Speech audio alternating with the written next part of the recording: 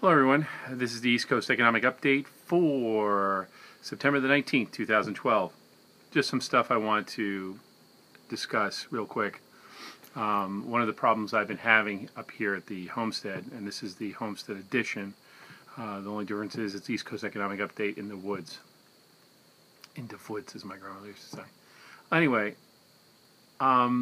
I'm not going to put any hyperlinks. You guys can look it up for yourselves. That's probably one of the reasons why I'm having difficulty uploading.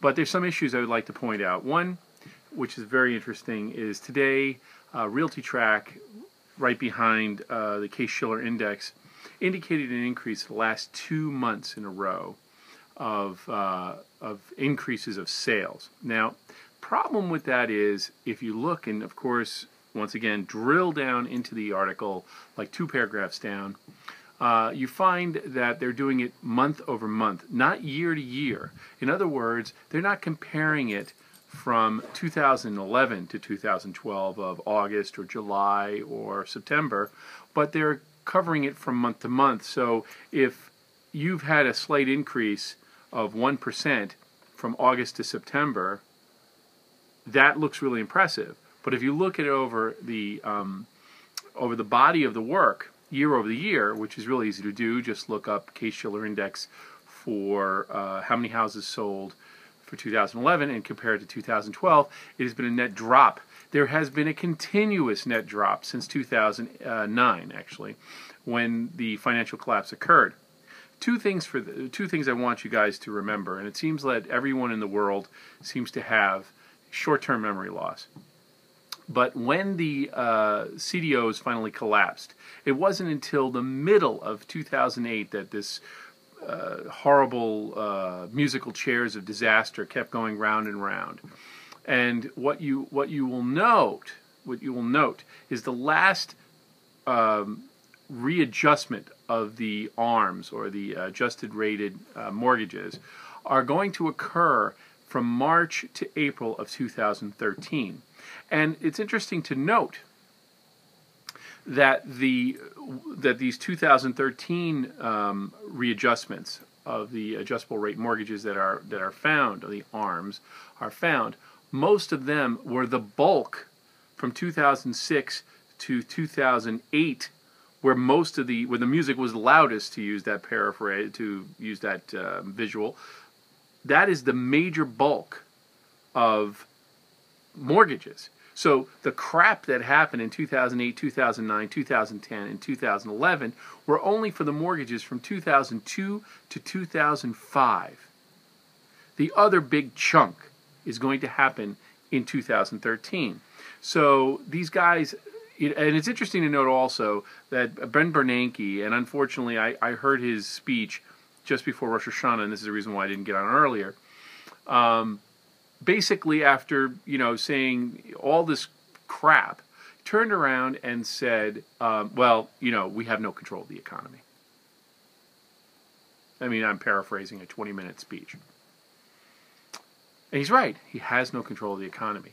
He's dumped out QE1, QE2, and QE3, and all that stuff flies in the face of the fact that the 24 or 27 trillion dollars that were given out to the banks 4 years ago is running out right where the bulk of these CDOs and ARMs are going to puke out, basically. And these are one of the aspects that I want you to keep in mind. Also, anecdotally, and maybe not so, because everybody keeps saying, well, mortgage rates are the lowest they've been in history.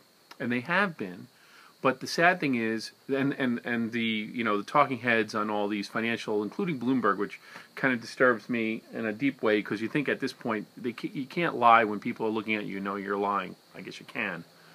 But the most important thing that I want to point out is that if you go into a bank, and if you haven't, I would encourage you to do so, and this does not only include the United States, but also Europe, Britain, except for Russia, all these other banks. If you go into the bank and say, I've got good credit, I've got a score over 790, and whatever, you have a perfect score. And I have friends, and myself and a number of other people, who have these credit scores. If you go in and say, I'd like to buy this house, they say, fine, give us 30% down. So if you're looking at a $100,000 home or a $90,000 home, and I'm being very generous here, you're looking at $30,000, $40,000 to put down in cash. Who has that? Most people, yeah, and the point I'm trying to basically make is, it's not a frustration, it's just silly. It's just, for me, it's just silly. The financial collapse is in mid-roll. We know this. Anybody who watches this video either at least agrees with me in part, and if you haven't figured that out, you're living under a rock or you're living on another planet.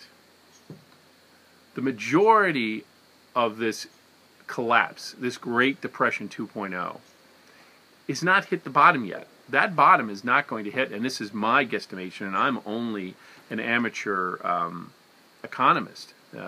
I'd have to actually get paid a salary to lie to you. Sorry, a little bitter. But as an amateur economist, looking at the numbers and looking at the readjustments of adjustable rate mortgages and so forth, you're not going to see a zero number, a base number, till about 2017.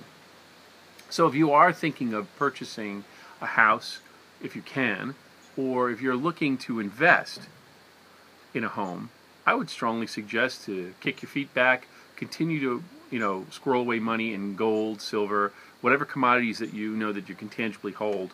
I'm not a big fan of ETFs. I know a lot of people aren't. And sit on it for about, I would say, till 2015.